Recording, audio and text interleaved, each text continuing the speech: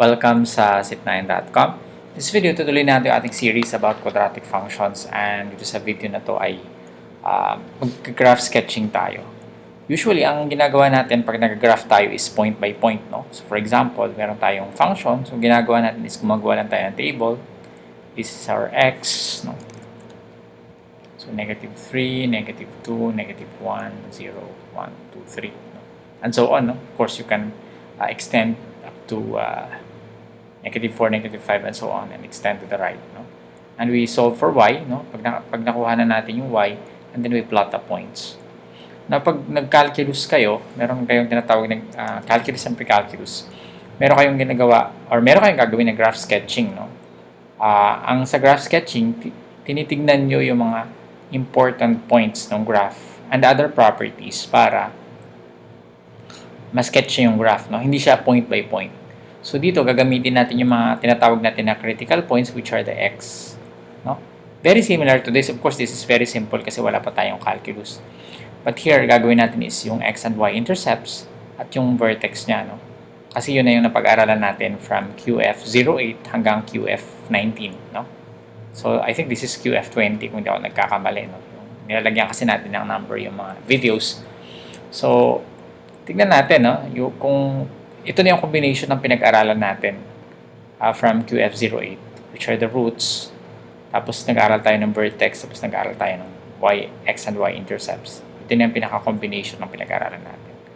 So, kunin muna natin yung x-intercept. X-intercept. Or maybe intercepts, kasi pwedeng dalawa yun. So, paano nga tayo nag-x-intercept? Paano natin kukunin yung x-intercept? We set y to 0. So, gagawin natin 0 yung f of x. And then we equate. So, magiging 0 equals x squared plus 4x plus 3. Baliktarin natin, no? Kasi sanay ako na nasa kanan siya. So, x squared plus, sorry, it's not plus but it's minus. X squared minus 4x plus 3 equals 0. So this is already a quadratic equation, no? At sa quadratic equation, alam natin na it's either we factor, kung factorable siya, or we complete the square, or we use a quadratic formula. But I think this is factorable, no? Sinadya ko talaga yan para tayo magtagal. So, ang factor niyan ay product of 3 sum of negative 4. No? So, x minus 1 minus 3. No? O kung hindi nyo kabisado yung factoring, pwede nyo panoorin yung yung ating quadratic equation, how to factor. No? So, this is either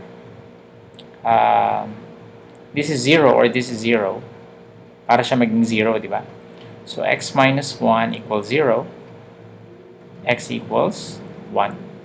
So, if x equals 1, 1 minus 1 is 0, times this number here is equal to 0. Siyempre, 0 times any number, di ba?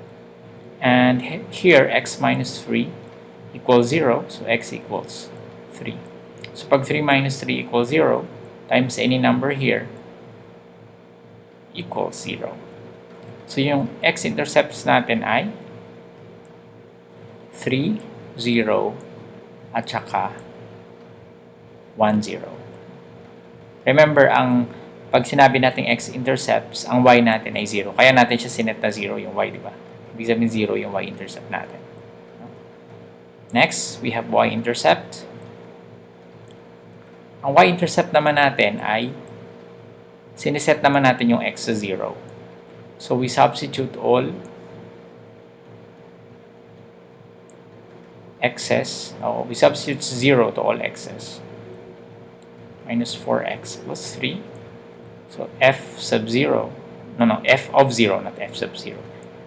F of 0 equals 0 squared minus 4 times 0 plus 3, which is equal to 3. Ano ibig sabihin yan? Ibig sabihin, ang y-intercept natin ay 0, 3. Okay? Kalimutan natin dito.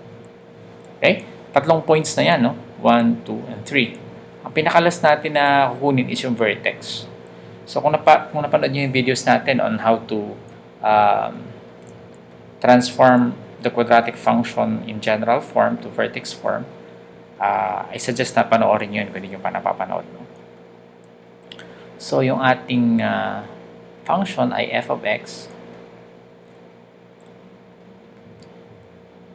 F of x equals x squared minus 4x plus 3. No? So ang unang ginagawa natin is ginugroup muna natin yung kasamang x squared. Yung x squared tsaka 4x, i-group natin siya, no? So, magiging f of x. Maybe we set this to y. F of x is equal to y, di ba? Gawin na lang natin y. Y equals x squared minus 4x. It doesn't matter, no? Y is equal to f of x. Pwede nyo naman ilagay na f of x, but I'm more comfortable with y. Plus 3, no?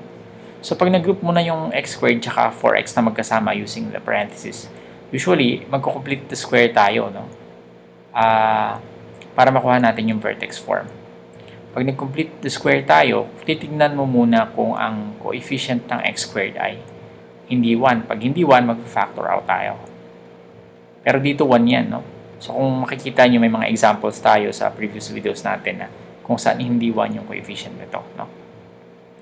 So, wala tayong problema kasi 1. So, makakomplete the square natin siya. Pag nag-complete the square tayo, kung naalala nyo, ang gagawin natin is to divide the coefficient of x by 2. The coefficient of x is actually negative 4 kasi x minus 4 is the same as, x squared minus 4 is actually the same as x squared plus negative 4. So, ang b, no? Di ba yung quadratic function natin is a squared plus ax squared plus bx plus c.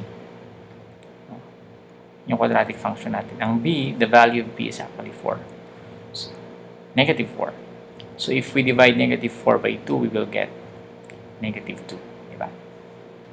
And pag na-divide na natin, isi-square natin yung result niya. So, negative 2 squared equals 4. And kung ano may nakuha natin dito, that will be the third term of the perfect square. And then we have, we have plus 3 dito. No?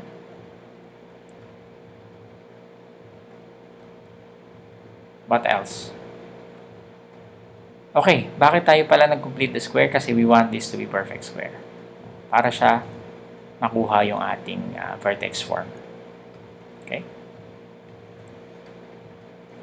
By the way, ang ginagawa natin, hindi na ako nakapag-intro, no? But we want to transform this general form into a times x minus h squared plus k. Ito yung ating vertex form. No? Ito yung ginagawa natin. So, nag-plus 4 tayo dito, y plus 4 din tayo dito. Okay? Whatever you add on the right-hand side, you also add on the left-hand side. So, magiging y plus 4 equals, magiging perfect square ito, di ba? So, magiging x plus or x minus 2 squared. X minus 2 squared is x squared minus 4x plus 4. Kung gusto nyo ng detalye nito, may video tayo nito from the previous videos. Hanapin nyo yung vertex form, general form of quadratic function to vertex form na video natin. So, hindi ko na masyadong i-discuss dito. This is plus 3. Okay.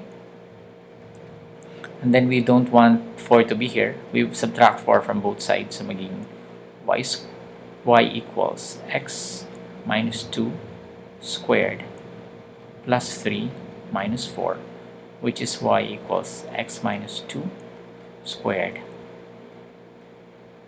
minus 1. Okay? Now we have the value. Hanapin natin yung value ng h. Pareho ba itong dalawang to? Yes, no?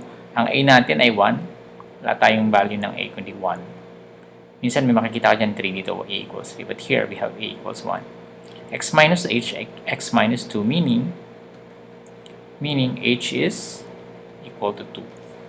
And yung k natin, minus 1, Pero may plus tayo dito, dito minus. So, kailangan i-plus natin to. So, magiging y equals x minus 2 squared plus negative 1. Minus 1 is really plus negative 1, di ba? The same as plus negative 1. So, here, ang k natin, malinaw na negative 1. K equals negative 1. Bakit natin ginawa ganito? Bakit natin ginawang ganito? Because hk is the vertex of the parabola, which is the graph of this function. So, ang vertex natin ay 2, negative 1. Okay? Ilan ang points natin? 2. Ilan ang points na alam natin? We have 3, 0, 1, 0, 0, 3, tsaka 2, negative 1. So, pwede tayong hindi pala tayo. Pwede tayong graph. So, meron tayong 3, 0. Saan yung 3, 0 natin? 3, 0.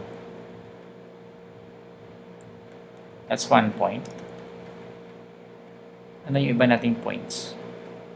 1, 0, 0, 3.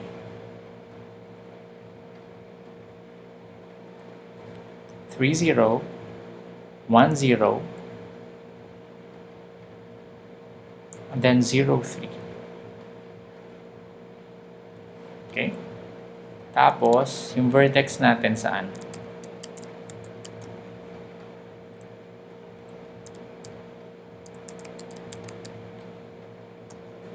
Saan ang vertex natin? 2, negative 1. 2, negative 1. Okay? So, nakikita nyo, parang yung graph natin, we don't know the other points, no? Actually, kung pag-graph sketching kayo, usually, wala naman yung grid, no? So, pwede natin tanggalin yung grid. Usually, ang graph sketching, rough estimate lang siya ng graph.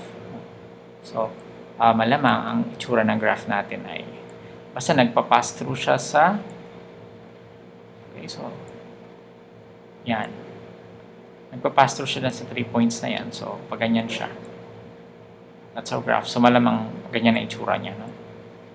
Okay, and yan, it's a rough estimate, no? Basta ang importante nagpa-pass through siya dito sa 3 points na to at dito sa 2, negative 1, which is the vertex. So this is the vertex. This is the vertex. These are the x coordinates. And this, not x coordinates, but x-intercepts. X-intercepts. Tsaka ito yung kanyang y-intercept. Okay. So using those 3 points, hindi natin kailangan mag-table, no? Mas ma-appreciate nyo siguro itong ano na to pag medyo mahihirap na yung mga function, yung rational function lalo. But here, tingin nyo hindi naman masyadong kailangan. But using other functions, complicated functions, mas maganda na alam nyo mag-sketch ng graph, no? So that's the rough estimate if you want to graph the final. Ayun, the actual graph. Ano ba yung ating equation?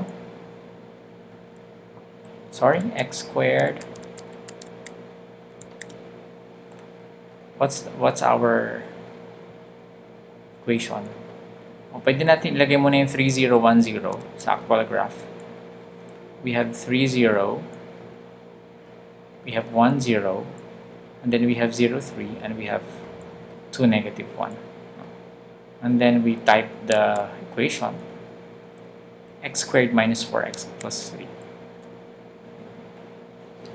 So we have f of x equals x squared minus 4x plus 3. Okay? So yun yung ating actual na graph, no? So nakita nyo, mas maganda na may mga points kayo na alam, no? Which can be solved algebraically. Hindi na tayo magbibigay ng additional example na ganito kasi magkakaroon ako ng bagong series na ganito on graph sketching. Quadratic function, siguro mga 3 or more examples. Okay? So maraming salamat. See you in the next tutorial.